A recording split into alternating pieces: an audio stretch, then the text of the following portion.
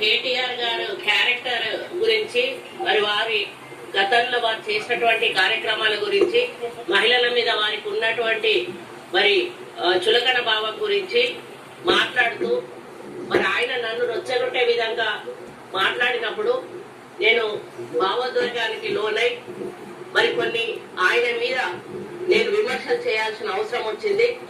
ఆ సందర్భంలో నాకు ఇంకెవరి మీద కూడా వ్యక్తిగత ద్వేషం కానీ మరి వ్యక్తిగత కోపం కానీ లేదు. అనుకోని ఆ సందర్భంలో ఒక కుటుంబం మాట నేను తీయడం ఏదైతే ఉందో అది అనుకోకుండా నా నోటి నుంచి జరగడం జరిగింది. ఆ తర్వాత వారి ట్వీట్ చూసిన తర్వాత నేను కూడా చాలా బాధపడ్డాను.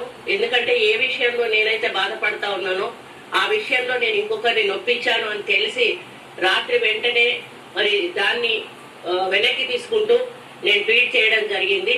కాబట్టి నాకు జరిగిన అవమానం నేను పడ్డ బాధ ఇంకొకరు పడకూడదు అనేటువంటి ఒక ఆలోచనతోటి నేను బేషరతుగా దాన్ని వెనక్కి తీసుకోవడం జరిగింది. కానీ కేటీఆర్ విషయంలో మాత్రం తగ్గేది లేదు. ఆయన తప్పనిసరిగా క్షమాపణ చెప్పాల్సిన అవసరం ఉంది. ఆయనే చేసేదంతా